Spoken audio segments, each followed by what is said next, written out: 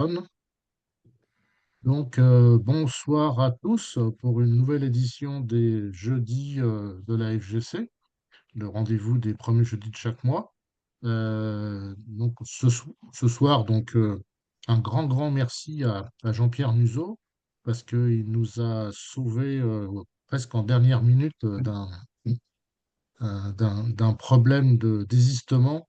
On devait avoir, si vous avez regardé le programme, on avait prévu quelque chose sur la gestion de l'eau sur les chantiers avec la commission jaune, mais malheureusement, ça n'a pas marché en termes de disponibilité des intervenants. Et Jean-Pierre a accepté de remplacer. Alors, on n'est pas tout à fait le premier jeudi, mais le deuxième, mais avec l'histoire des deux ponts, c'était pas forcément plus mal. Donc, Jean-Pierre est le directeur scientifique du chèque. Il est aussi prof à Polytech Clermont, mais il se présentera peut-être plus en détail tout à l'heure. Et c'est surtout un amoureux des ponts métalliques en particulier, et particulièrement ceux qui sont en Auvergne, sa région chérie.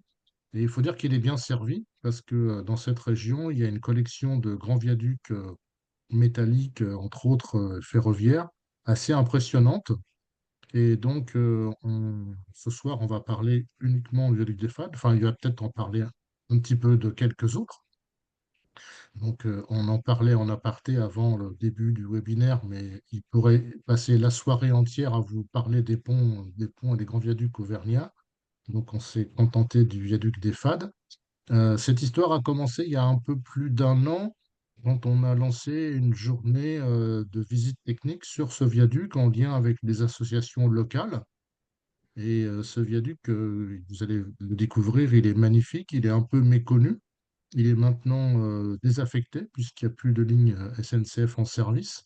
Et son avenir était un peu incertain. Voilà, la FGC, la Commission Histoire Patrimoine, a pu mettre un peu un coup de projecteur sur cet ouvrage pour le faire mieux connaître.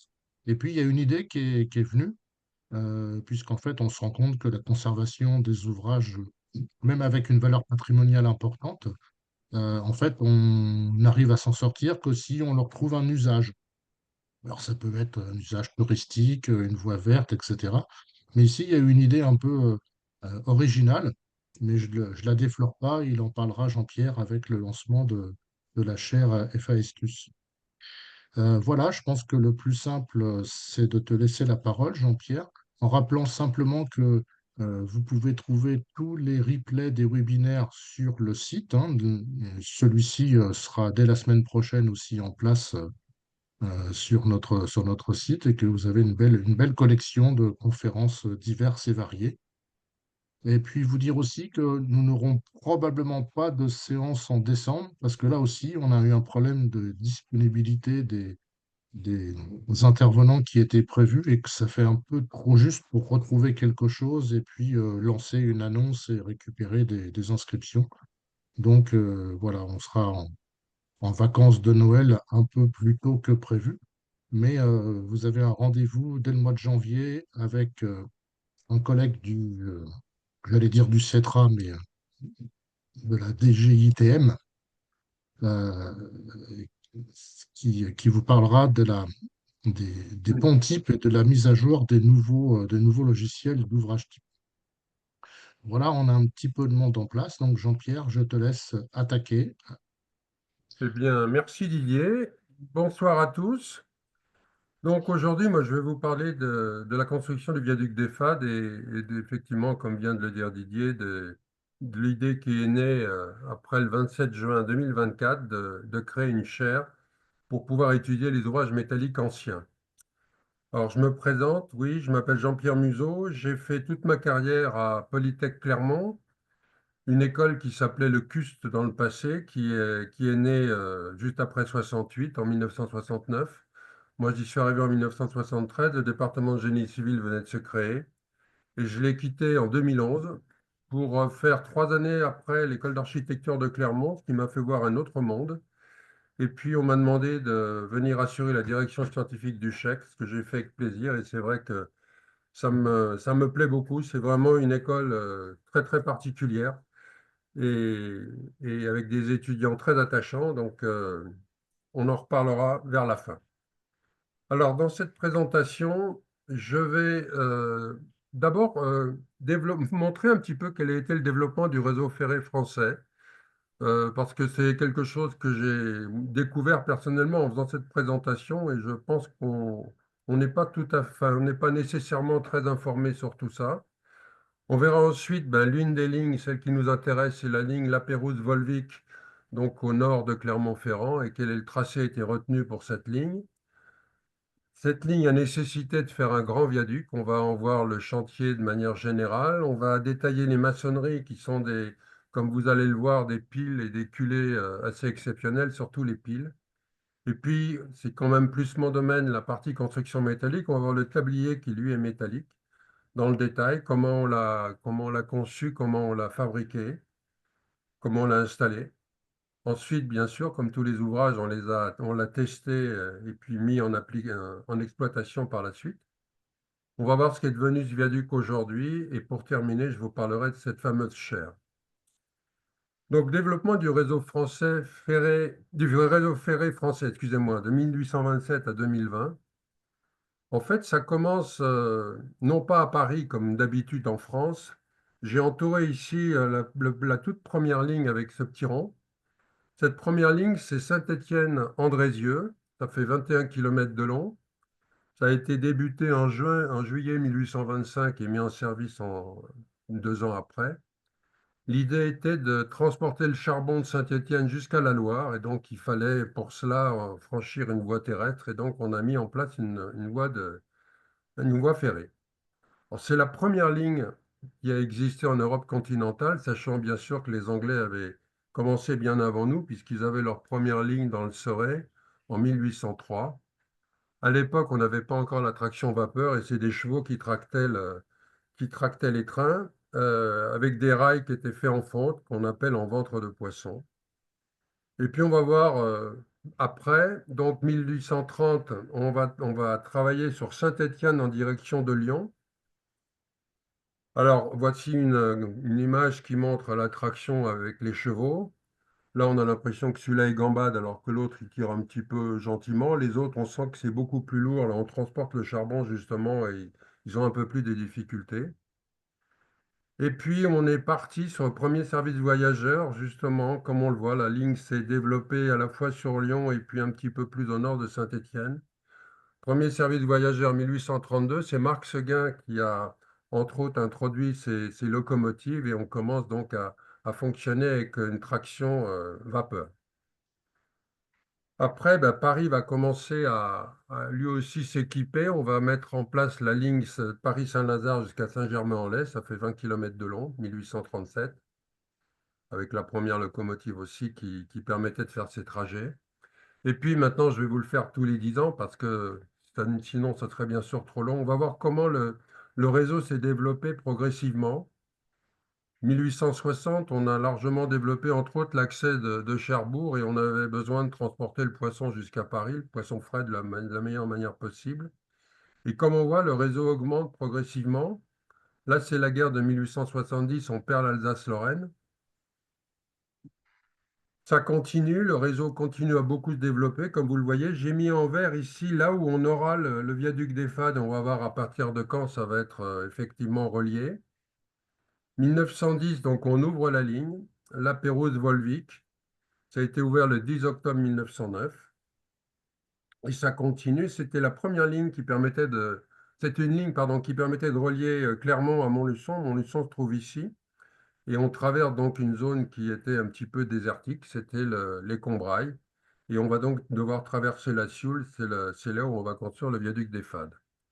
1920, donc après la guerre de 14-18, on retrouve l'Alsace-Lorraine. Mais pas toutes les liaisons nécessairement. D'ailleurs, on verra que dans cette zone, il y en a un certain nombre qui sont restés coupés tout le temps. 1930, c'est là qu'on a le plus grand réseau ferré. On est à 42 500 km. C'est l'apogée du chemin de fer. Et on a également la première ligne électrifiée qui était entre Paris et Vierzon. Ça date de 1926. 1940, on est à 41 000 km. Et on a la deuxième ligne électrifiée, c'est Paris-Le Mans. La création également de la SNCF en 1938. Et je continue, 1950, 1960. Là, une étape importante, pas pour le réseau ferré, mais en 1957, on crée le chèque. Donc, vous avez un logo qui a été longtemps utilisé, puis voici celui qu'on a aujourd'hui. 1970, ça continue, 1980. Comme vous le voyez, maintenant, on décroît assez fortement. Première ligne TGV date de 1981, c'est sur la ligne Paris-Lyon. On n'est plus qu'à 28 000 km. 2000, pareil. 2010, on est à 27 000. Et on va fermer la ligne des FAD en 2007, le 8 décembre 2007. Et 2020, on est à 26 500 km. Et suite à la journée de l'AFGC de 2024, le 26 juin 2024, on va créer Festus en espérant que ça va permettre de maintenir les ouvrages qui ne sont plus utilisés actuellement et d'essayer de conserver ce patrimoine. Alors j'indique seulement d'où j'ai trouvé toutes ces cartes là, c'est sur un Wikipédia anglais d'ailleurs curieusement, mais ça permet de voir l'évolution pratiquement de tout le circuit ferroviaire français, pratiquement tous les ans depuis sa création jusqu'à aujourd'hui. Une autre carte existe que je trouve également assez intéressante et bien faite. Ici, on a les lignes, disons, principales, et ça, c'est les lignes d'intérêt local. Elles, je ne les ai pas mentionnées tout à l'heure, qui permettaient d'aller jusqu'à 63 000 km de ligne. Mais donc, ce que je vous ai montré tout à l'heure, c'est effectivement cette ligne rouge avec une forte décroissance à partir de 1940, et on voit que ça continue à baisser régulièrement. On a perdu des lignes avec voyageurs à partir de cette période-là, c'est toute la partie verte sur la carte. Enfin, voilà, et puis là, c'est le développement des lignes à grande vitesse, mais qui ne compense évidemment pas le reste. Voilà, on en est du réseau ferré français. Alors, pourquoi est-ce qu'on a créé la ligne La Pérouse-Volvic et quel tracé on a retenu pour faire cette ligne? Alors, d'abord, il faut savoir, enfin, je pense que vous le savez tous, hein, l'Auvergne, on le connaît bien pour son fromage, mais on n'a pas que ça. Et dans le temps, moi, j'étais pas jeune, hein, j'étais pas né, pardon. On connaissait bien les Bougnats à Paris parce que c'est eux qui faisaient du vin et qui vendaient le charbon. Et ce charbon, notamment, eh bien, il a fallu le transporter. Il a fallu l'amener des mines. Donc, une des premières raisons, ça a été de permettre de transporter les ressources de la région de l'Auvergne en se reliant à un réseau existant, et notamment le charbon qui venait de Saint-Éloi-les-Mines. On a eu une grande exploitation minière à cet endroit-là de charbon. Et puis d'autres gisements qui n'étaient pas encore exploités, afin de les ramener vers Clermont, notamment vers Michelin, et puis le sud, mais aussi Paris, bien évidemment, parce qu'on reliait tous les réseaux. Autre objectif, c'était de transporter les ressources de la région, notamment les ressources agricoles et alimentaires. Là, cette image, elle est amusante. C'est un paysan qui est en train de tourner la queue de son cochon comme s'il avait une vielle et il paraît que le cochon couinait en même temps, donc ça faisait vraiment le même bruit. Donc, faciliter le transport des bovins, des céréales, de tous les produits agricoles et le bois aussi, bien sûr. Aussi, éventuellement, de pouvoir faciliter l'essor des stations thermales, parce qu'on en a beaucoup en Auvergne, comme vous le savez sûrement. Ça permettait notamment de relier Royas sans passer par Clermont-Ferrand. Royas est dans la banlieue de Clermont. Et ça permettait d'accéder à Royas sans passer par Clermont-Ferrand. Et ça semblait quelque chose d'important à l'époque. Alors, il y avait des compagnies qui étaient indépendantes jusqu'à ce qu'on crée la SNCF. Il y avait la compagnie Paris-Orléans, qui était concurrente avec le PLM, le Paris-Lyon Méditerranée. Et donc là, on était sur la ligne de la compagnie d'Orléans, et c'est pour cette compagnie qu'on a mis en place ce réseau. Le plan Fraissinet, où on a largement développé le réseau ferré, date de 1879. Cette ligne est déclarée d'utilité publique en 1881 et on va étudier les différents trajets possibles. La concession est donnée définitivement à la Compagnie d'Orléans en 1893. On approuve la première partie du tracé en 1895, c'est le trajet vert ici, et la deuxième partie qui passe par les FAD un peu plus tard en 1897. Donc voilà les différentes options qui ont été retenues, où on passait ou pas directement par les stations thermales et autres. Et en vert, donc, c'est ce qui a été retenu et qui permettait d'arriver directement à Roya avant d'arriver à Clermont-Ferrand. Alors, il y a plusieurs projets, bien sûr, comme toujours, qui ont été proposés. Et c'est celui de Félix Virard qui est retenu le 26 avril 1901. Voici l'ouvrage. On va proposer une poutre droite continue, parce que c'est simple et à moindre coût, tout simplement. Les appuis, par contre, vont être deux piles monumentales, creuses, qui vont faire 92 mètres 33 de hauteur exactement, ainsi que deux culées, comme vous les voyez ici sur le schéma. La portée maximale est de 144 mètres, la longueur totale de l'ouvrage 376 mètres, et on se trouve à 132 mètres 50 au-dessus du Talweg, au-dessus du lit de la rivière qui donc s'appelle la Sioule. L'adjudication est faite à la Compagnie française de construction mécanique, qui en fait est une descendante de la société Caille, qui avait été absorbée en 1898. Caille a fait énormément de ponts dans la région de l'Auvergne. Caille est basée à Denain, dans le nord, et c'est donc elle qui va fabriquer les différents composants de la structure qu'on va amener par train jusqu'à la gare de Saint-Gervais, qu'on a vu tout à l'heure sur le trajet, et ensuite jusqu'au viaduc avec des chevaux. Orcaille donc a réalisé notamment ces quatre viaducs que vous connaissez peut-être, le Busseau, la Serre, le Belon et la Bouble, donc des ouvrages qui sont pour la plupart toujours en service sur des lignes importantes en Auvergne. Le chantier il est démarré par Émile Robert le 28 octobre 1901. Alors le chantier lui-même, d'abord il va durer 8 ans. Comment il est organisé? On va avoir 800 ouvriers au total qui vont travailler sur le site. On va avoir tout un dispositif, une usine électrique, on va avoir des stations de concassage, du dépôt de sable, on va fabriquer le sable sur place, on va déposer les moellons qu'on va tailler à proximité également.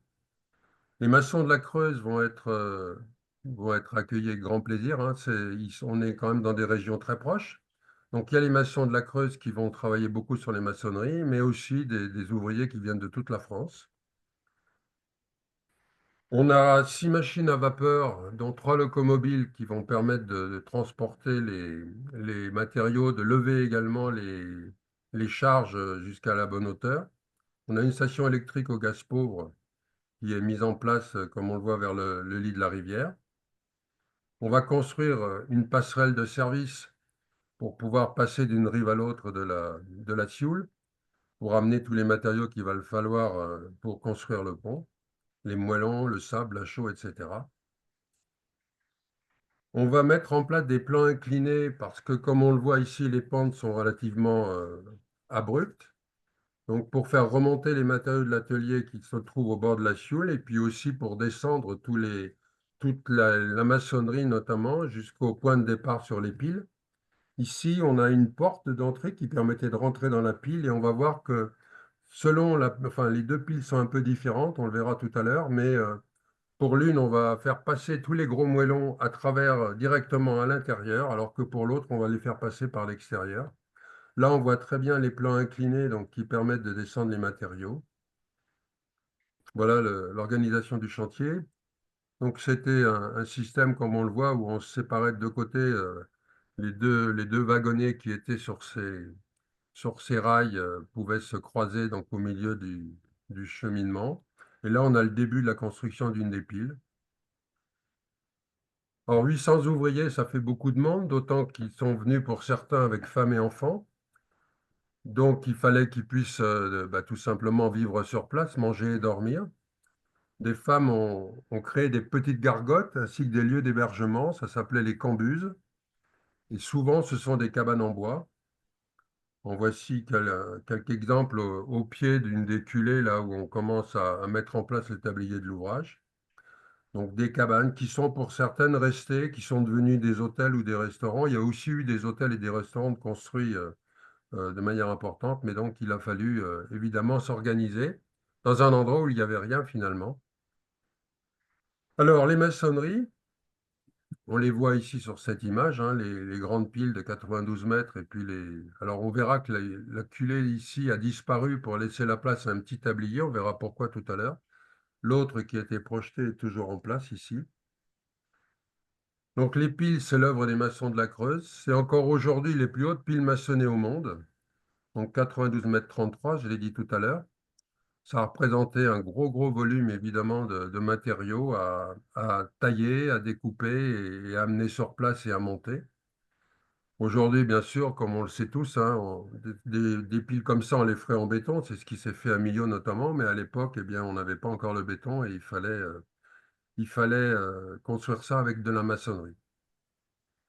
On a fait pas mal d'essais. On a un répertoire complet de tous les essais faits sur les matériaux. On a testé les moellons de granit, on a également testé la qualité des pierres de taille. Le tout était relié par un mortier de chaux.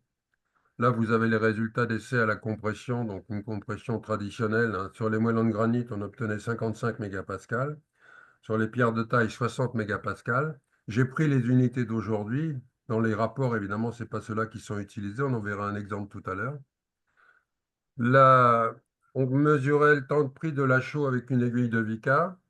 J'imagine que vous connaissez tous ce dispositif. Ça fait partie des premiers engins que nous, on a achetés quand on a monté le laboratoire pour les étudiants à Clermont-Ferrand en 1973. Donc l'aiguille de Vickers qui permet de déterminer le début de prise du, du mortier.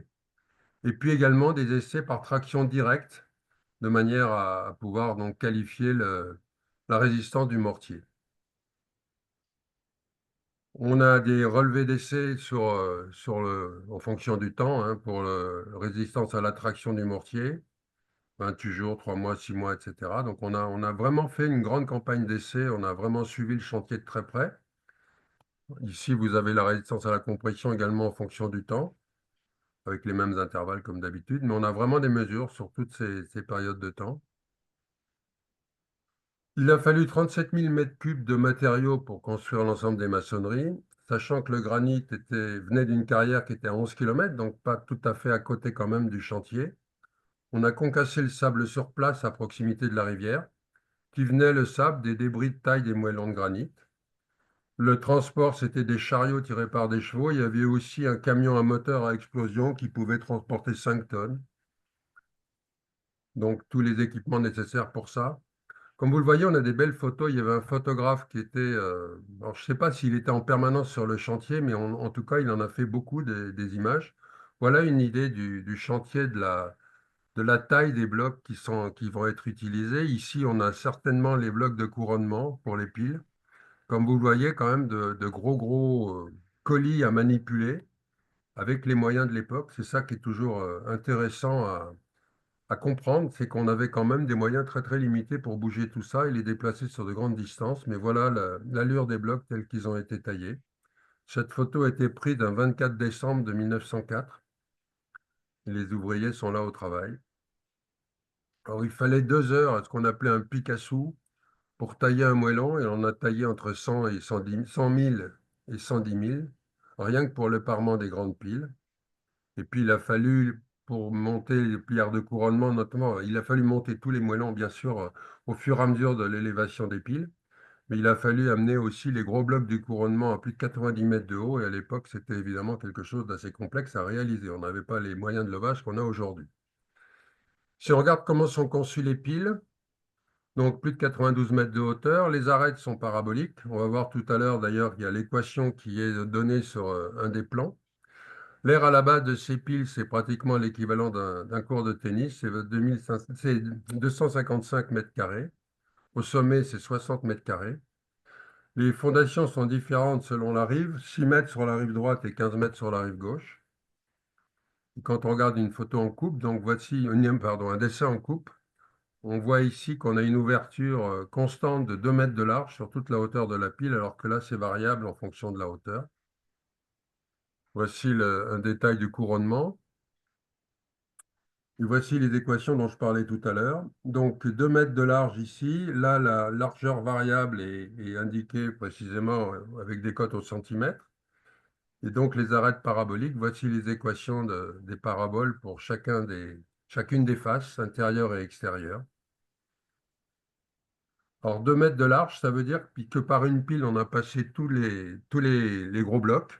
Eh bien, il fallait évidemment que les blocs ne fassent pas plus de 2 mètres et puissent passer à l'intérieur de ces conduits.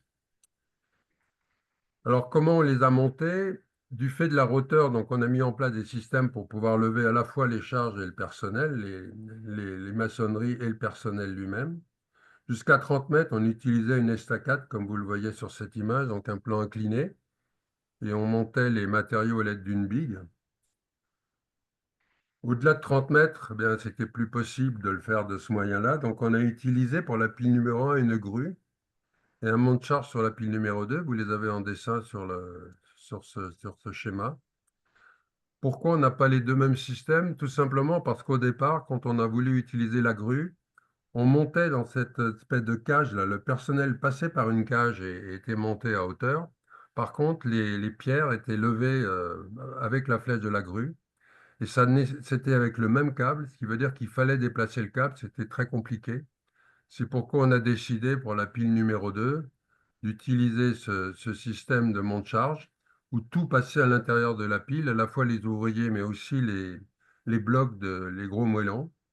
Les pierres de couronnement sont passées à l'intérieur de la pile et c'était a priori plus satisfaisant et plus facile à faire que de modifier la position d'ancrage du câble. On avait un treuil électrique pour la pile numéro 1 et un autre à vapeur pour la pile numéro 2 qui permettait de lever les charges. C'est donc dans la cage intérieure qu'on voit ici en pointillé et puis alors je ne sais pas si c'est celle-là ou si c'est une similaire pour les ouvriers, donc qui permettait d'aller jusqu'à leur zone de travail. Voici une photo du chantier, ça c'est la pile numéro 1 avec la grue. Donc lorsque la flèche était à l'extrémité, on pouvait monter les moellons alors que le personnel passait par l'intérieur, donc il fallait déplacer en fait la zone de hissage du câble et c'était beaucoup trop long et pas suffisamment efficace. C'est pourquoi on a changé pour le deuxième système. Voici le deuxième avec le monte-charge, où là en plus, le premier, je reviens en arrière, on n'a aucun moyen de protection comme vous le voyez autour pour les ouvriers, alors que pour le second, il y avait quand même un peu plus de sécurité. Aucun mort n'a été à déplorer pendant la construction de ces piles, mais donc là, on avait quand même une sécurité un peu plus importante. Voici un schéma qui vous montre le système, donc avec les vérins qui permettaient l'un après l'autre de pouvoir faire lever le monte-charge au fur et à mesure des besoins. Et là, donc, les systèmes de sécurité de chaque côté qui permettaient de travailler de l'extérieur. Et puis cette image, je l'ai rajoutée pour qu'on voit la taille des blocs finalement qui étaient montés jusqu'à ces hauteurs. Je pense que ça, ce sont les deux piles. Donc on n'est pas là sur les pierres de couronnement des piles, mais c'est une des culées. Et comme on le voit, c'était quand même des blocs plus que raisonnables et évidemment très lourds. Ensuite, eh bien, il y avait un échafaudage mobile. Il a fallu rejointoyer tous les moellons avec du mortier de chaux. Ça a été fait très très soigneusement et c'était un rejointoiement de grande qualité puisque, a priori, on n'y a jamais retouché depuis. Alors, il y a bien quelques petites coulures de calcite par-ci par-là, mais globalement, l'état de la maçonnerie est tout à fait impeccable et a priori il ne nécessite pas de réparation urgente tout au moins. Quant aux culées, ben les voilà. En voici une, la culée rive droite, et voici celle de la rive gauche. Celle de la rive droite s'est passée sans trop de problèmes. Celle de la rive gauche, ça a été un petit peu plus compliqué, on va le voir. Donc là, la rive droite, ça s'est bien passé. On avait une roche solide qui affleurait et donc on s'est appuyé sur quelque chose de suffisamment résistant. Par contre, de l'autre côté, on a eu une poche d'argile qui n'avait pas été détectée au départ et qui a entraîné des éboulements, des glissements de terrain, des fissures. 2 ans après le début du chantier, on a constaté que la culée s'enfonçait et s'inclinait de manière importante. Et c'est là donc qu'on a creusé, et ils ont creusé à la main hein, pour aller jusqu'à 35 mètres de profondeur et constaté qu'effectivement, il y avait une poche d'argile qui n'avait pas été vue au préalable. Et donc, décision, alors il a fallu du temps pour toutes ces phases, on va le voir d'ailleurs dans une diapo un petit peu plus loin. En février 1905, on décide de démolir la culée d'origine et on va la remplacer par un petit tablier métallique.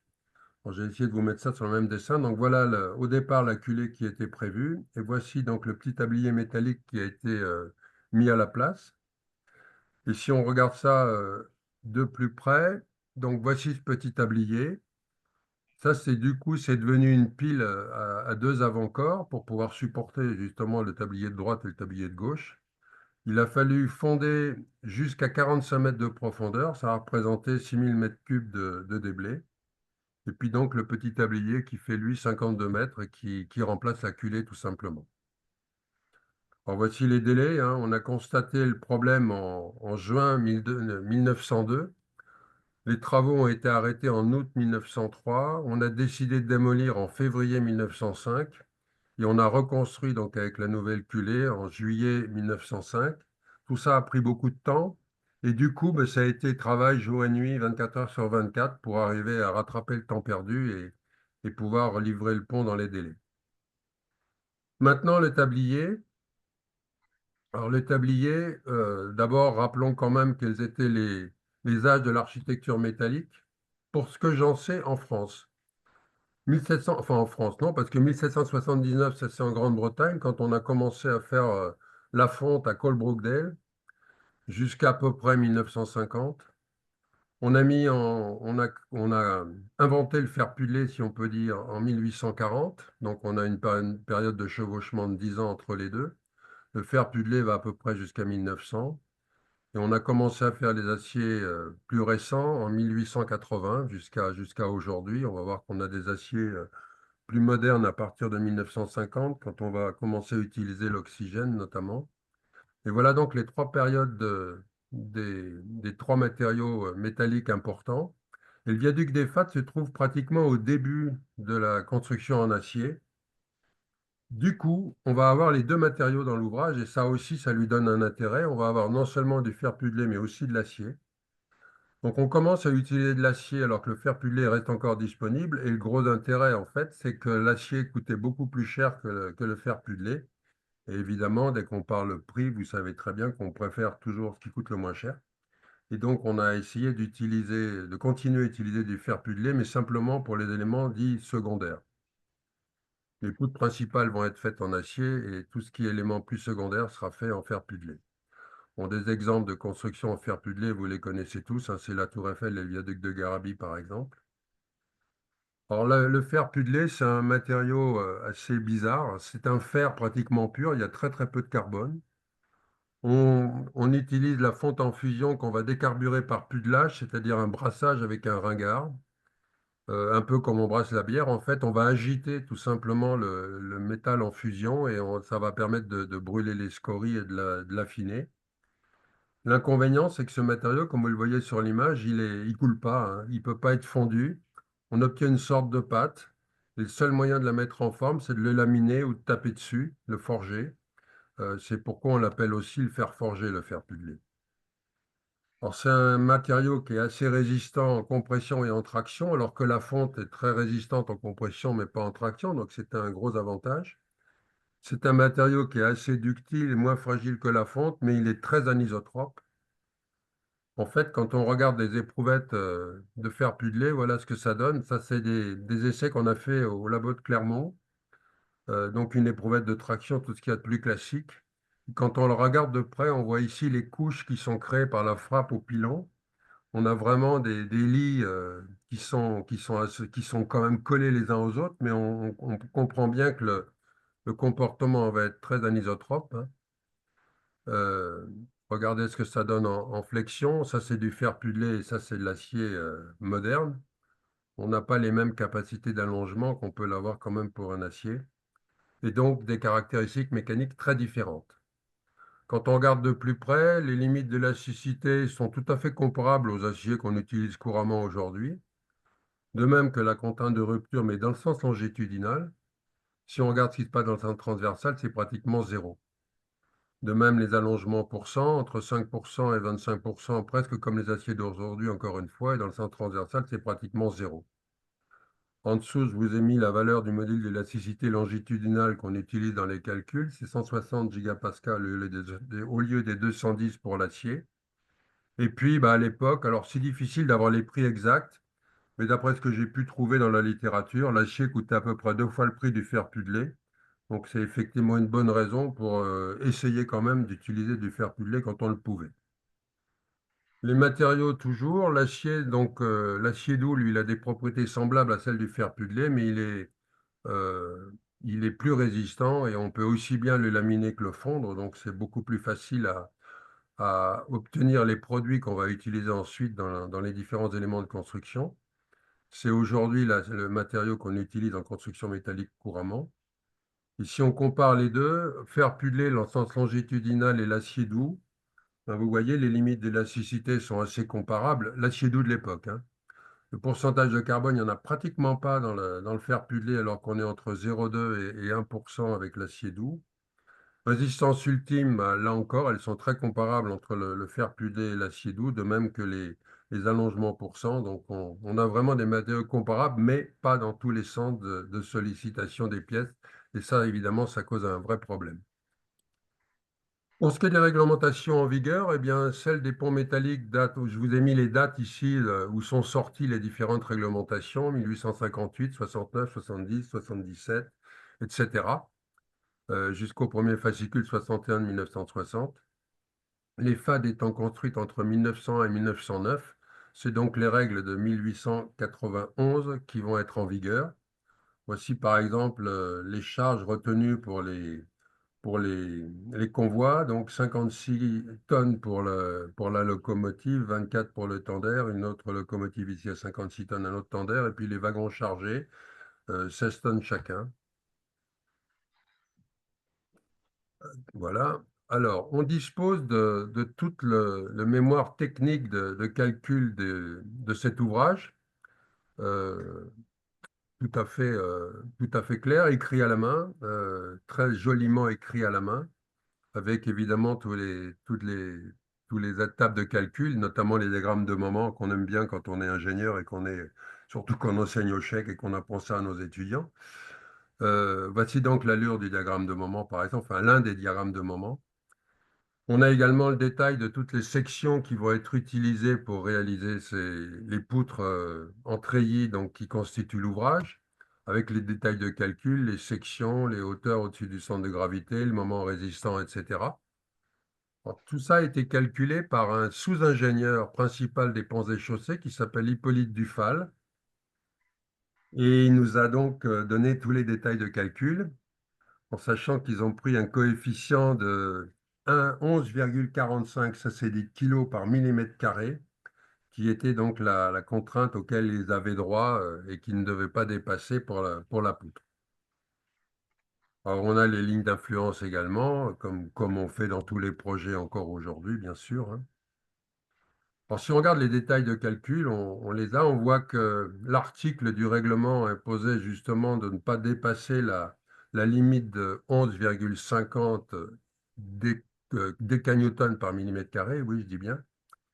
Et donc, pour le calcul qui nous intéresse ici, donc la limite était de 11,50 et donc ils sont arrivés jusqu'à 11, c'est-à-dire qu'on avait gardé une petite marge de sécurité.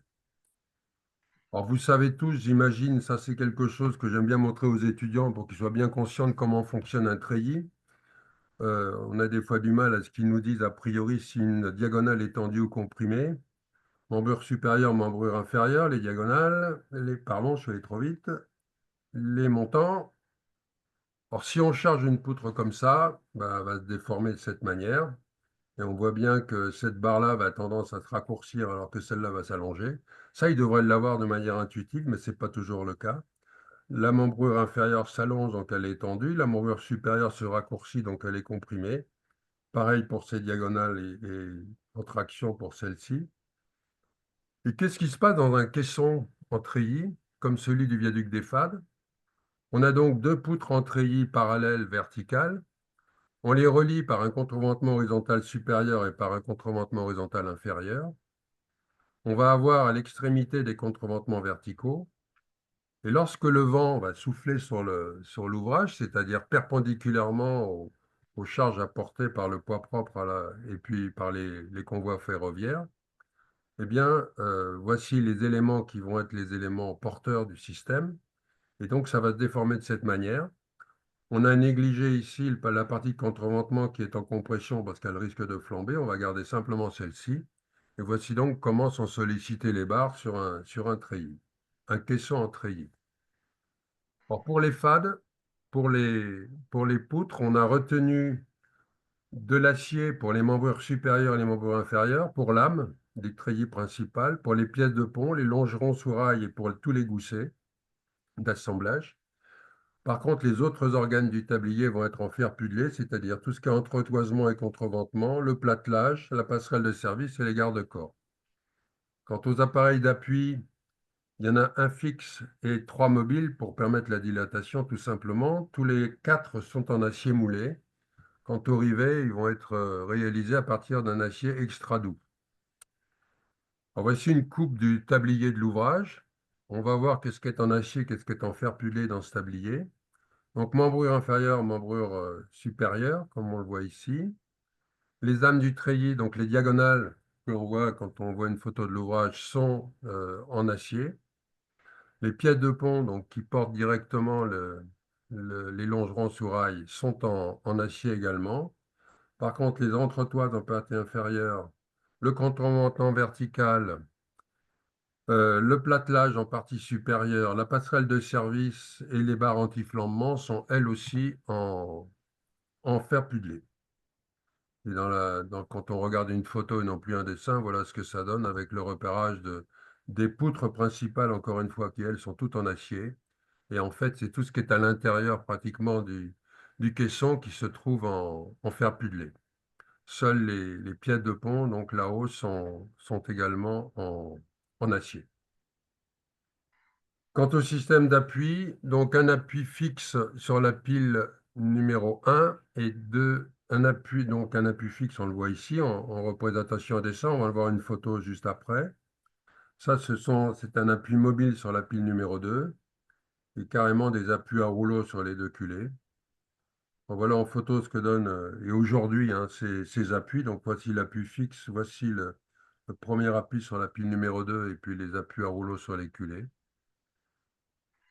Sous l'action du poids propre, du vent et du passage du train, donc le viaduc qui va se déformer, voilà ce que ça donne en exagérant dans le sens vertical, mais ça tous, vous avez, je pense, l'habitude de ça.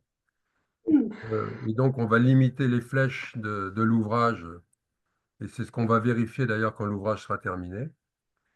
Alors si je regarde une coupe de la structure, donc les membrures principales inférieures et supérieures, on les a ici. Quand on les regarde en vue en long, elles sont ici. La distance entre ces membrures est de 10 mètres. Donc les voici sur la photo, avec le treillis donc, qui les réunit. Elles sont constituées par quoi? Par des assemblages de plats et de cornières qui vont être rivetés. Voici la section la plus petite. Et puis on va jusqu'à la plus grosse qui comporte trois semelles de 500 par 12 et une autre de 500 par 13, les cornières et puis deux plats. Alors que progressivement sur les autres, on a moins de semelles ou moins d'éléments dans l'âme. Donc voici les 5 sections qui vont être retenues pour l'ouvrage. Ces sections, on va les doubler côte à côte pour réaliser la membrure supérieure et la membrure inférieure de chacune de ces poutres. On va les assembler par des rivets de diamètre 25. Donc la plus petite section, c'est les deux éléments numéro 1 et la plus grosse surpile. Là où on a les moments les plus importants, ça va être la combinaison de deux sections numéro 5. Les voici. Pour les calculs, on va supposer que les rivets ne sont pas présents, puisque quand on a une section tendue avec des rivets, eh bien, on néglige justement ces rivets, puisqu'ils ne seraient pas résistants. On les garde en compression, mais pas en traction. À l'époque, on les enlevait tout simplement carrément pour les calculs. Et qu'est-ce qu'on avait pour calculer à l'époque? Bon, il y avait bien le boulier qui existait depuis un petit temps. Comme on n'est pas loin de Clermont, il y a aussi la Pascaline, qui était une machine à calculer mise au point par Blaise Pascal et qui permettait de calculer des conversions de surface. Alors j'ai trouvé d'autres engins dont j'avais jamais entendu parler avant de regarder ça. Il y avait un arythmomètre. Bon, j'avoue que je ne sais pas trop à quoi ça servait. Il y avait également un comptomètre. Et puis la première règle à calcul, alors elle n'était pas en plastique. Vous allez en voir une photo sur la diapo d'après. La première règle à calculer date de 1850. Et vous allez voir comment a été faite celle qui a servi au calcul de l'ouvrage. Mais, Dieu merci, en 1900, on avait quand même déjà des doigts, et donc on pouvait sans problème aussi compter sur les doigts. Alors voilà la règle à calcul que m'a donnée le petit-fils d'Hippolyte Dufal, donc celui qui a calculé le viaduc. qui est toujours de ce monde, qui habite à proximité du viaduc, qui ne rate jamais une réunion où on parle de l'ouvrage parce qu'il est très content qu'on parle de son grand-père, il en est très fier. Et il m'a donné la règle à calcul de son grand-père. Donc voilà comment étaient faites les règles à calcul de l'époque. Elles étaient en bois, on n'avait pas encore mis au point le plastique, tout simplement. Mais ça fonctionnait exactement de la même manière, avec les mêmes repères. Alors, je ne sais pas combien parmi vous ont appris à utiliser une règle à calcul. Moi, j'y ai eu droit pendant mes études. Je ne sais pas si je saurais encore faire des calculs compliqués avec, mais il suffirait de regarder le mode d'emploi, tout simplement. C'était très simple. Mais donc, voilà comment était faite la règle à calcul de 1900. Alors, j'ai refait des calculs tels qu'on les retrouve dans la note de calcul de Félix Virard et d'Hippolyte Dufal, notamment les inerties, les moitiés de la hauteur, c'est pas trop dur à calculer, le rapport I sur N et surtout le moment résistant qu'on trouve ici. Moi, je l'ai fait avec Excel. J'ai arrondi à 10 kg, 1 kg égale 10 newtons. J'ai recalculé toutes les sections en les calculant très précisément, sachant qu'avec Excel, si j'avais besoin de changer une épaisseur de tôle, ben, le résultat, on l'aurait évidemment immédiatement. Eux, à l'époque, s'ils devaient changer quelque chose, il fallait refaire absolument tous les calculs. Donc, c'était, j'imagine, assez fastidieux. Mais ce qui est intéressant, c'est de comparer les résultats, regarder ce que ça donne. Alors, à l'unité près, parce que ça, c'est des kilos par millimètre carré, encore une fois. Moi, je suis en kilonewton par mètre. Enfin bon, en comparant les unités, hein. Mais regardez les chiffres significatifs. C'est quand même très proche, à la fois pour la section numéro 1 et la section numéro 5. Donc, c'est quand même assez impressionnant de constater qu'effectivement, avec les moyens du bord, eh ben, ils arrivaient à évidemment avoir des calculs très précis du bord et de l'époque. Quand on regarde maintenant les diagrammes de moment, par exemple, donc voici l'ouvrage dans sa continuité, son axe, l'appui sur la culée, l'appui fixe sur la pile numéro 1, la pile numéro 2 et l'autre culée. Donc ça, c'est les moments dus aux charges permanentes. Moment dus aux charges permanentes et au vent, donc là, on y rajoute les effets du vent. On n'étudie qu'une moitié de l'ouvrage, puisqu'on est symétrique.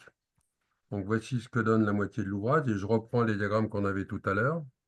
Et si je les superpose aux résultats qu'on trouve dans la note de calcul, voilà ce que ça donne. Donc c'est parfaitement précis, mais un peu différent, comme vous le voyez, puisque cette partie-là, elle n'est pas dessous, mais elle est dessus. En fait, ils ont tout pris en valeur absolue. Et pourquoi pas, après tout, hein, c'est une manière de voir les choses, pourquoi pas. Donc moi, je l'ai retracé de la même manière. Et j'ai recomparé tout ça. Donc, charge permanente et vent. Surcharge le train donc seul. Les charges permanentes, le vent et la surcharge, voilà les efforts maximum que l'on a pour l'ouvrage. Et voici donc les moments résistants qui correspondent aux assemblages de tôles comme je vous l'ai montré tout à l'heure. Donc on est bien au-dessus de la courbe, sauf pile poil sur l'appui, là où il y a une petite zone qui est un petit peu limite. À l'époque, on ajoutait les charges et on minorait les capacités de résistance du matériau. Comme vous le savez maintenant, on ne fait plus tout à fait comme ça. On est un peu plus optimum, disons, sur les combinaisons de charges. À l'époque, on les ajoutait simplement. Et voilà donc les résultats qu'ils ont obtenus pour leur calcul. Si on regarde pour les éléments du treillis, en jaune ici, j'ai représenté les diagonales qui sont toujours tendues, en rouge, celles qui sont toujours comprimées, comme on l'a vu avec la démarche où ici, quand l'élément déforme, on va avoir ici de la traction et là de la compression. Selon, la position du trafic ferroviaire, on peut avoir des diagonales qui soient tendues ou comprimées. Et quand on les compare au diagramme d'effort tranchant qu'ils ont dans la note de calcul qu'on a trouvé donc pour l'ouvrage, si je retrace les mêmes combinaisons d'actions que précédemment pour les moments, la charge permanente et vent, la surcharge seule, la combinaison de l'ensemble et les capacités de résistance des diagonales, eh bien, voici ce qu'on obtient. Et donc, des calculs tout à fait performants et tout à fait efficaces. Là, j'ai montré sur cette photo une des diagonales qui est toujours tendue, une qui est toujours comprimée, pardon, qui est toujours comprimée en rouge, excusez-moi, et en vert, celles qui sont soit l'un, soit l'autre. Oui, j'ai changé de couleur, excusez-moi. Et puis là, l'intérieur du tablier. Les diagonales, elles sont constituées de cornières donc, qui sont disposées différemment avec des épaisseurs différentes également. Donc on a ici la plus faible des diagonales et là celle qui est la plus importante. Pardon, la numéro 6, c'est celle qui est la plus importante. Un, 2, 3, 4, je les ai mises comme ça je ne sais pas pourquoi, c'est comme ça. Donc voici ces différentes diagonales. Ensuite, au départ, on avait pensé lancer l'ouvrage comme on le fait avec un avant-bec. Et Hippolyte Dufal donc, a calculé les efforts induits donc, par cette méthode de lancement. Mais on s'est rendu compte que ce n'était pas possible de faire comme cela parce que tout simplement, on n'avait pas suffisamment de zones planes à proximité où on ne pouvait pas rendre une zone plane à proximité suffisante pour pouvoir assembler les éléments sur la rive. Et de l'autre côté, il y avait un tunnel, donc ce n'était pas possible d'imaginer de procéder par lancement. Et donc, ils ont proposé une autre solution, c'est de construire des cages volantes, en fait quelque chose qui ressemble à un équipage mobile, hein, qui permettrait, voici le tablier de l'ouvrage qu'on a ici, et donc des cages qui permettaient de suivre l'avancement du chantier. Ces cages font 22 mètres de long, elles font 10 mètres de large et 13 mètres 60 de hauteur. Elles pèsent quand même 80 tonnes chacune, avec des ponts roulants. Et donc, on va les déplacer longitudinalement au fur et à mesure que l'ouvrage va avancer. Et ça permet d'avoir une zone de travail qui va faire tout simplement 8 mètres sur laquelle on peut assembler les éléments les uns aux autres. Voici une cage au départ de la mise en œuvre d'un morceau du tablier sur la culée, comme vous le voyez là. La cage, elle est ici. Et c'est ça qui permet d'assembler les éléments les uns aux autres. Voici un dessin qui la représente. La zone de travail faisait ici 8 mètres. Et ça, c'était la partie stable qui était attachée sur la partie de l'ouvrage déjà construit. Voici en coupe également ce que ça donne avec les différents ponts roulants. Là, on a représenté les C pour réaliser les riftages avec une machine hydraulique, tout simplement. Au départ, ben, on n'a rien pour supporter l'ouvrage. On va construire un très gros échafaudage en bois, qui représente quand même 800 mètres cubes de bois, pour réaliser l'assemblage de la première travée au-dessus du vide. On va démonter cet échafaudage, on le reconstruira rive gauche de manière à ne pas gaspiller trop de bois, tout simplement. Et pouvoir donc procéder de la même manière de l'autre côté. Voici la cage volante qui est représentée à l'extrémité du tablier déjà en place. Et donc, à partir de l'échafaudage, on l'a arrêté comme on le voit à peu près à mi-portée pour ne pas, pour compenser tout simplement le porte-à-faux qui se crée au fur et à mesure de l'avancement du tablier. On va installer un contrepoids à l'arrière d'à peu près 200 tonnes qui va être réparti sur une dizaine de mètres de manière donc à garder l'équilibre du système jusqu'à ce qu'on ait atteint la première pile. Là, on voit que c'est la pile avec la grue, c'est-à-dire qu'on est sur la... Là, c'est la pile numéro 1 qu'on voit ici. Là, on a le petit tablier qui est déjà en place. Et puis, une fois atteint les deux piles de chaque côté, on va progresser à peu près symétriquement pour réunir l'ouvrage en milieu, juste au-dessus de la sulle, tout simplement. Donc ça avance progressivement, symétriquement. Il y a deux cages qui permettent de faire avancer les deux tabliers de la même manière. On va pouvoir connecter les deux éléments. Donc, comme vous le voyez, quand on est presque arrivé au bout, il y avait une petite passerelle qui permettait de relier les deux éléments. On va réaliser l'assemblage le 17 décembre, entre le 17 décembre et le 22 juin 1909. On progressait de 2,60 m par jour, qui était quand même pas négligeable pour l'époque. Donc là, on arrive petit à petit, et là, on réunit les deux éléments du tablier. Les deux cages sont réunies en une seule, et on va pouvoir finir l'ouvrage. Par contre, étant donné qu'on ne supporte pas l'extrémité du porte-à-faux, ben, les faces à l'extrémité sont évidemment pas alignées. Donc, qu'est-ce qu'on va faire? On va baisser l'ouvrage. Il y avait une cale ici, si je reviens en arrière, il y avait des cales qui étaient disposées ici aux extrémités. On va les enlever tout simplement. On va baisser l'extrémité des tabliers. On va lever sur les piles de manière à retrouver des faces parallèles pour pouvoir faire l'assemblage. On va les remonter de 37 cm sur les culées et on va les baisser de 34 cm, pardon, 37 cm sur les piles, excusez-moi, et 34 cm sur les culées. Pour ça, on va utiliser des vérins. Sur les piles, il y aura 4 vérins de 200 tonnes et 8 de 100 tonnes. Sur les culées, on va avoir 4 vérins de 100 tonnes. Et puis, on a quand même des petits vérins horizontaux pour rattraper les petits défauts d'alignement éventuels. Alors, voici la mise en place, enfin, oui, le levage tout simplement avec les vérins. Là, on a l'appui fixe. Ici, on est sur la pile numéro 1. Voici les deux vérins de 100 tonnes d'un côté, les quatre vérins de 100 tonnes de l'autre côté. Et là, vous avez l'ingénieur en plein travail qui est en train de regarder le chargement pour marquer les EPI, hein, un joli chapeau, il a même la cravate et des chaussures vernies.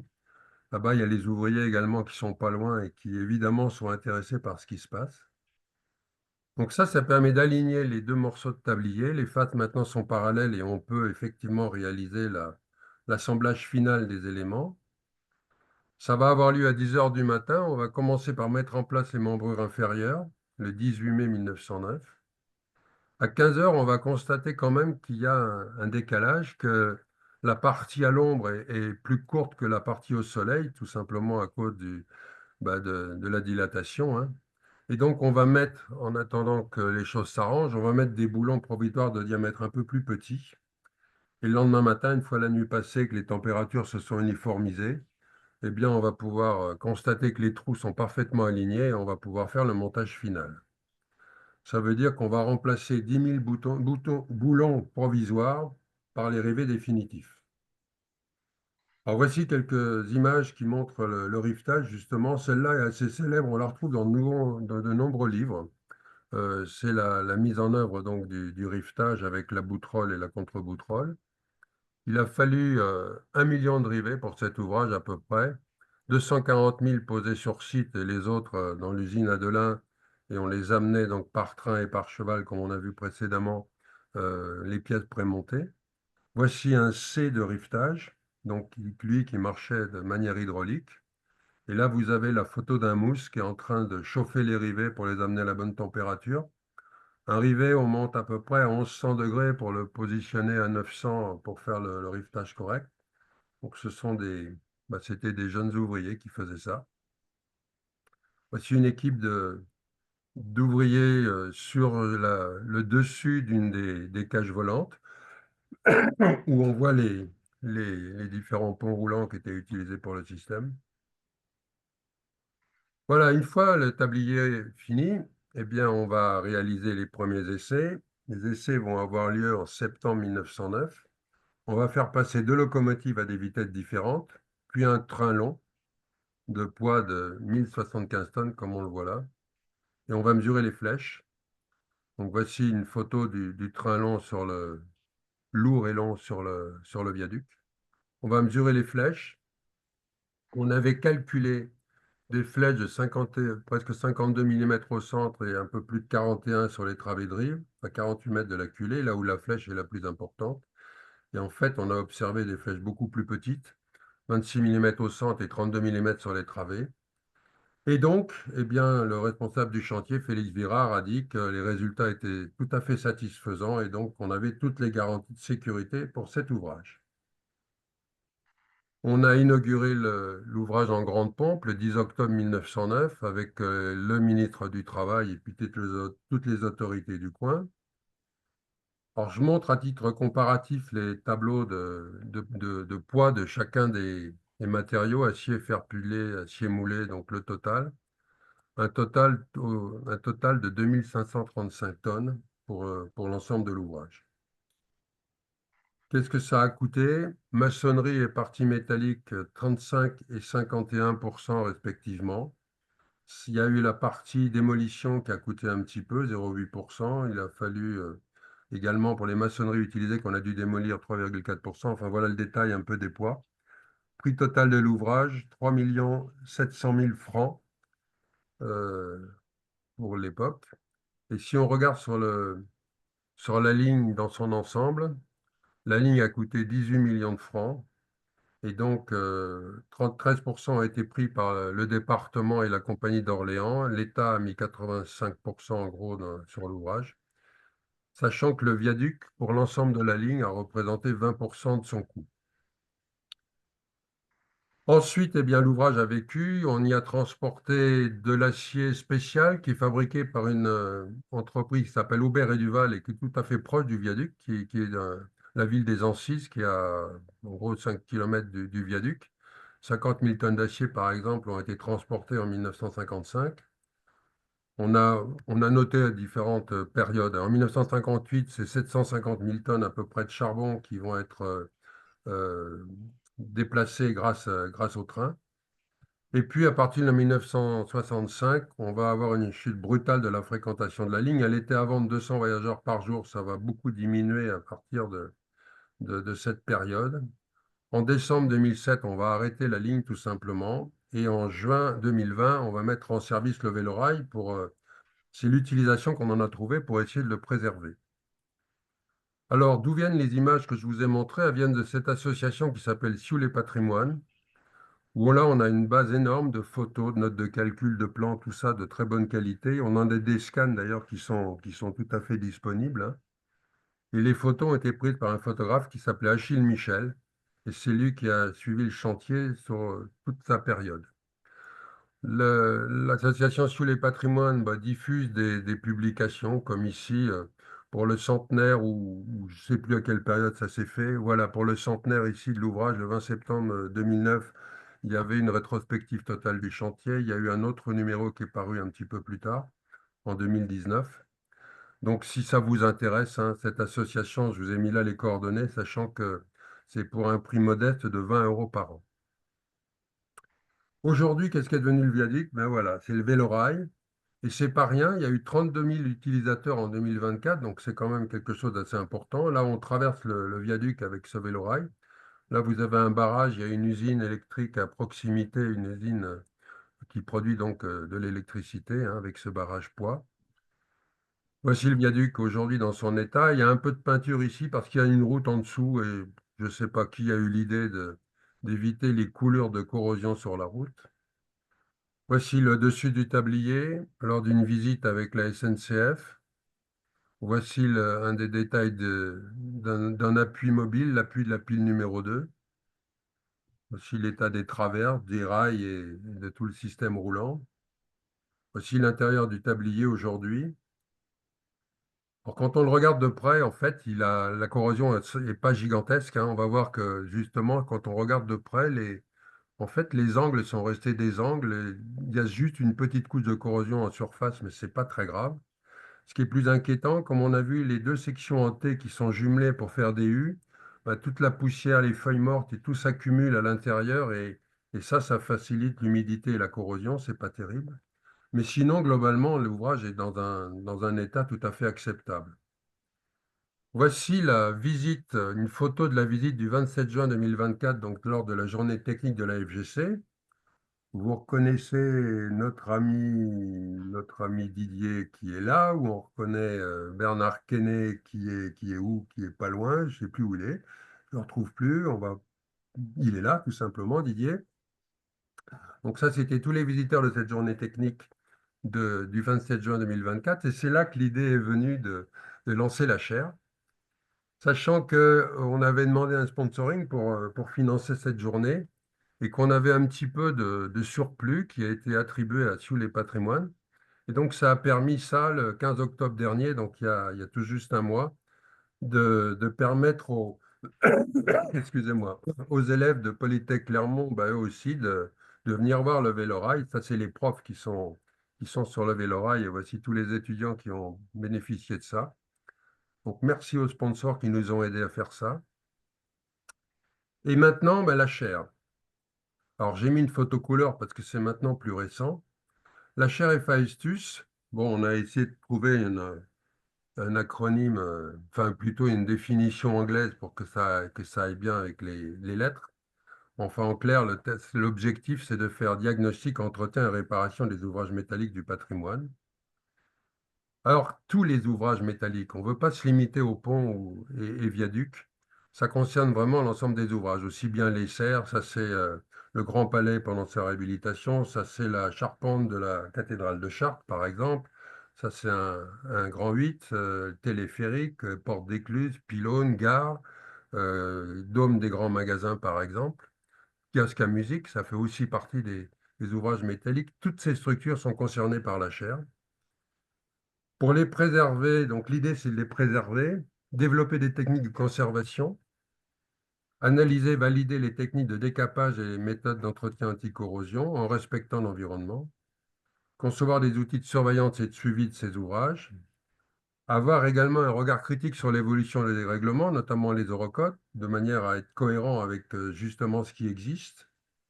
Caractériser, évaluer, réemployer fonds de fer pudelé et acier. Et puis former à la fois des élèves, mais aussi les professionnels, les entreprises et les bureaux d'études, aux différentes solutions d'entretien et de réhabilitation des ouvrages métalliques.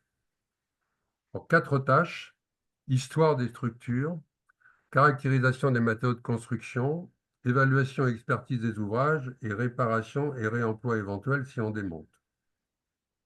Alors, l'histoire, il va s'agir de regarder, de mieux connaître ces ouvrages, quelles sont leurs origines, origine des structures métalliques, comment on les calculait à l'époque et les choix technologiques de l'époque, ce qui s'est passé pendant la construction, d'où venaient les aciers ou le fer pudelé ou la fonte, comment ils ont été mis en œuvre, comment sont composés ces matériaux, les structures, éventuellement les écarts par rapport à ce qui avait été imaginé, et puis leur histoire jusqu'à nos jours, leur vécu en termes de sollicitation, qu'est-ce qu'ils ont vraiment supporté par exemple en termes de fatigue, les systèmes d'entretien, qu'est-ce qu'il y a eu, peinture au plomb, à l'amiante, etc. Quels décapages ont eu lieu, quels remplacements d'éléments ont pu avoir lieu.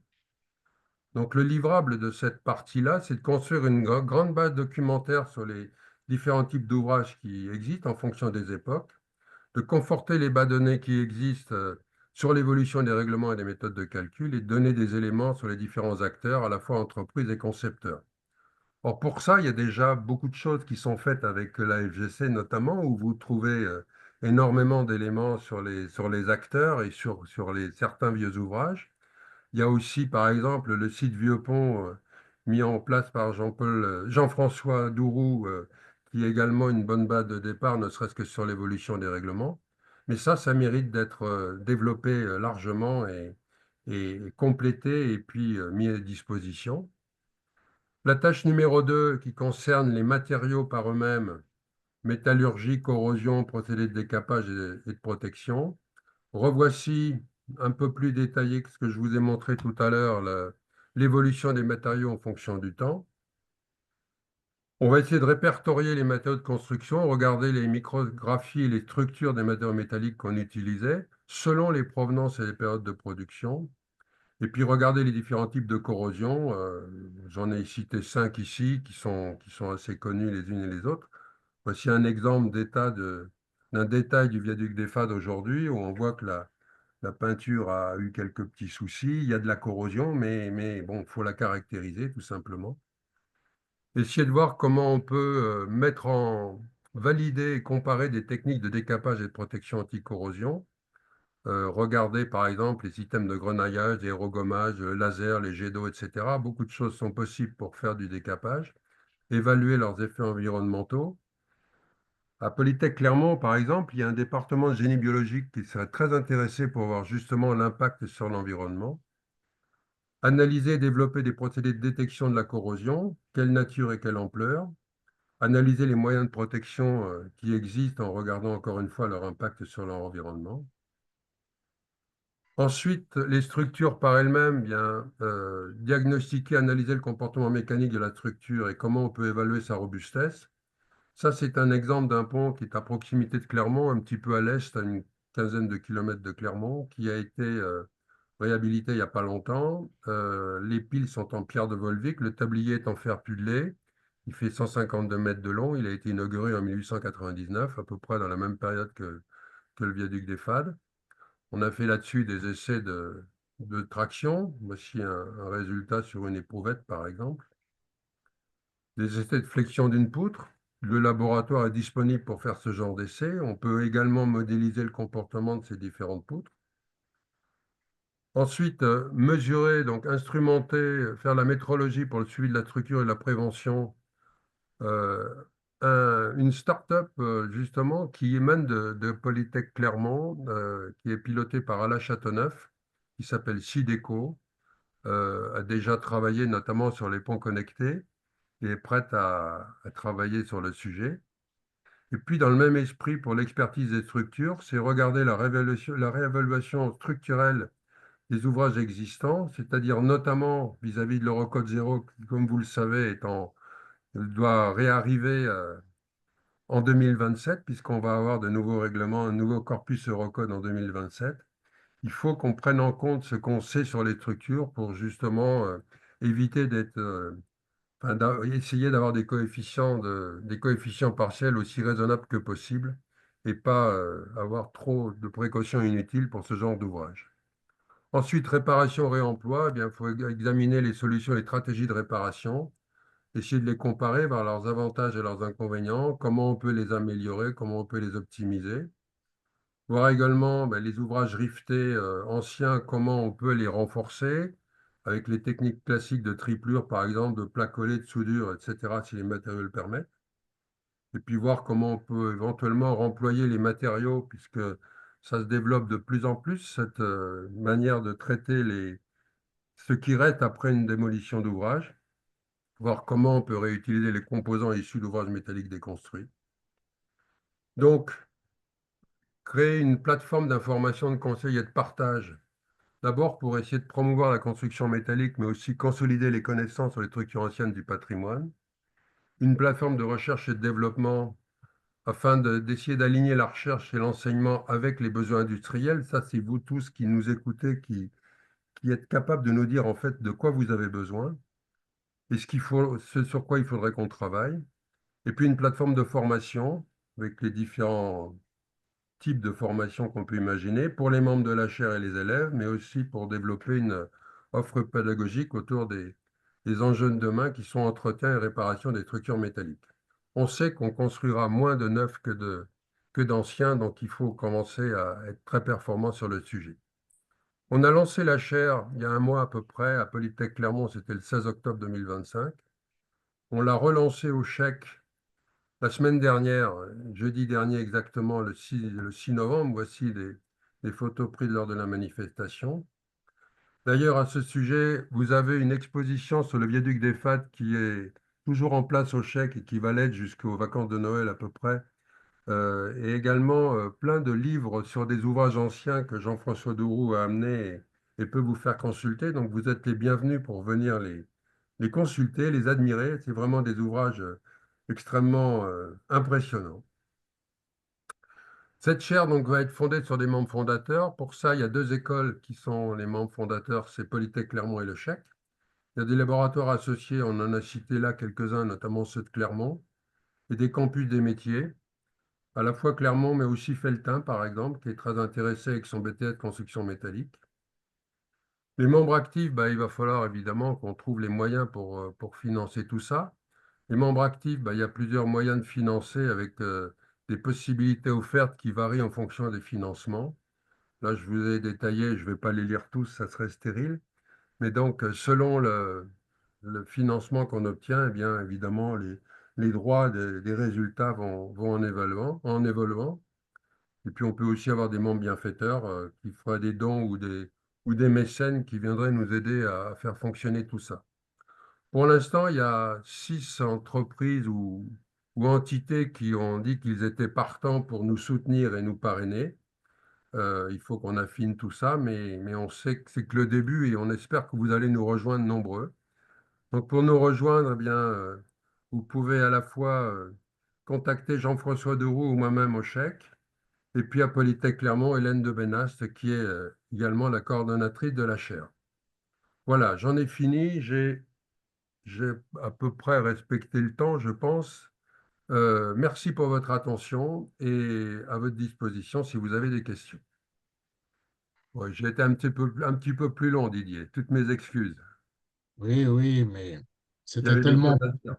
c'était tellement passionnant, tellement Merci. difficile de t'arrêter en cours de route. Je crois que tu as peut-être pas assez insisté sur le fait que le viaduc peut servir un peu de site d'essai, Ouais, finalement, d'essai pour des techniques en devenir, et y compris d'ailleurs, je crois qu'on avait parlé de ça pour des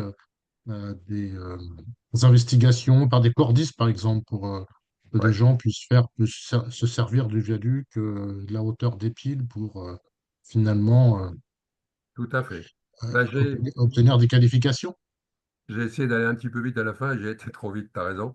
En fait, l'idée, c'est que ce viaduc, pour continuer à lui donner une raison d'être, c'est qu'on pourrait s'en servir de laboratoire d'essai et donc pouvoir tester des techniques de décapage, de techniques de protection anti-corrosion, ce qui permet d'ailleurs de l'entretenir par morceaux et de prolonger sa durée de vie. Mais on peut aussi imaginer plein d'essais, notamment effectivement former des cordistes à travailler en hauteur de 92 mètres, ça commence à être respectable, hein, que ça soit un terrain à la fois pédagogique et laboratoire d'essai. La SNCF n'est pas contre, à condition tout simplement bah, qu'on leur annonce ce qu'on va faire dessus, puis qu'ils ne nous laissent pas faire n'importe quoi. Mais a priori, donc, c'est pas, ça semble possible de transformer effectivement ce viaduc en laboratoire d'essai. Voilà, oui, parce que l'ouvrage appartient toujours à la SNCF, Oui. même s'il n'y a plus de ligne en service, quoi. Bon. Il y a une délégation de responsabilité aux communautés de communes qui ensuite a donné une délégation pour l'organisme du Vélorail, mais c'est toujours la SNCF effectivement qui est propriétaire. Et il faut en faire quelque chose. On n'arrête pas de parler de développement durable, d'économie d'énergie, et je suis certain que des gens reprendraient le train s'ils en avaient l'occasion. Et comme C'est un souvent, autre sujet. oui, bien sûr, mais comme enfin, les calculs ont été faits en fait avec des charges beaucoup plus défavorables qu'on les a aujourd'hui, moi je serais curieux qu'on refasse le calcul avec un train d'aujourd'hui pour voir si justement on pourrait pas lui faire franchir le viaduc quand même, hein, sans trop de travaux. Alors, ce qui est très impressionnant, c'est effectivement la masse de documentation issue de la construction. Enfin, c'est assez rare d'avoir des documents authentiques comme ça, avec tous les calculs, les plans, les détails, les photos. C'est un témoignage vraiment extrêmement précieux. Et puis, je ne vous ai pas montré, il y a des pages qui ont été corrigées en rouge par Virard. Les travaux de Hippolyte Dufal ont été corrigés en rouge, comme la maîtresse à l'école qui a corrigé les petites erreurs ou les choses à modifier. C'est vraiment très touchant de retrouver tout ça. Et puis d'imaginer les moyens de calcul qu'on avait à l'époque pour faire tout ça, quoi. C'est se replacer dans le contexte de l'époque. Ça m'était jamais arrivé personnellement. C'est vrai que c'est touchant. Il n'y a pas d'autre mot. Absolument. Mhm. Alors écoute, je vois pas beaucoup de questions, je vois beaucoup de messages de remerciements et de félicitations, de gens qui sont très très contents. Donc je pense que c'était très très complet. Alors n'hésitez pas à lever la main ou autre si vous avez quelque chose qui vous démange. J'ai pas vu de questionnement précis. Je sais que j'ai pas tout dit, hein. Non, non, il y a encore de quoi faire. Oui, je pense. Ben, écoute, je pense qu'on va pouvoir clore la session. Donc encore un énorme merci, Jean-Pierre. Ah, il y a quand même une question qui arrive, voilà. Est-ce qu'elle prend en compte le phasage de la construction? Quoi? La note de calcul. Est-ce que la note de calcul Ah, prend en compte le phasage de la construction ou seulement le cas final? ah, bien sûr, le phasage, évidemment. Oui, oui, tout a été regardé étape par étape et oui, oui, oui, oui. On a tous les détails de ces calculs et c'est très spectaculaire. Ben, il a notamment fallu euh, calculer les porte-à-faux, recaler tout ça et si, tous les calculs ont été faits étape par étape. Toute la partie du lançage. Mhm. Oui. Ben, il a fallu aussi innover à l'époque parce que cette cage de montage était quelque chose d'original à l'époque, hein. C'est vrai qu'on avait plutôt tendance à lancer les ouvrages à partir des rives. Là, il a fallu mettre quelque chose d'autre au point. Il y a eu, je crois, deux ou trois morts pendant la construction de l'ouvrage, mais essentiellement dû à des problèmes au niveau de la maçonnerie. Il n'y a rien eu en conséquence sur la construction métallique.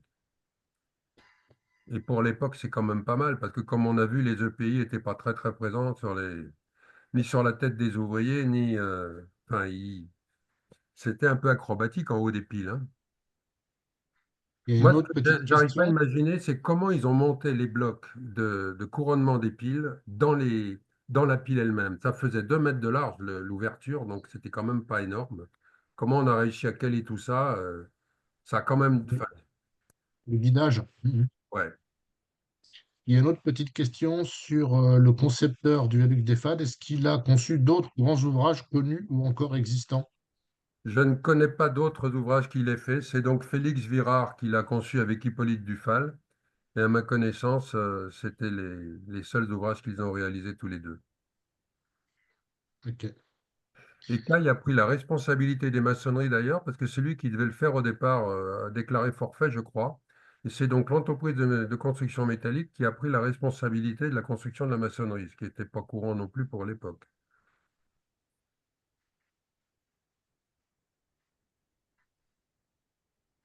ok. Eh bien, écoute, encore une fois, un énorme merci pour cette présentation extrêmement détaillée, passionnante, qui a apparemment ravi une grande majorité des spectateurs. Merci à vous tous. Et puis, eh bien, bonne soirée. Rendez-vous donc sur le site de la FGC pour retrouver. Voilà, il y a même un bravo qui arrive sur le chat. C'est Donc, gentil. rendez-vous sur le site AFGC pour retrouver le replay, si vous voulez revoir tous les détails de l'intervention de Jean-Pierre à partir de la semaine prochaine, je pense. Et puis, bah, n'oubliez pas de suivre de près l'évolution de la chaire Héphaïstus, qui est une idée, un principe assez original et intéressant pour pouvoir imaginer de redonner vie à tous ces ouvrages anciens. Grand merci à tous, bonne soirée, au Merci à revoir. tous. Merci Didier, au revoir.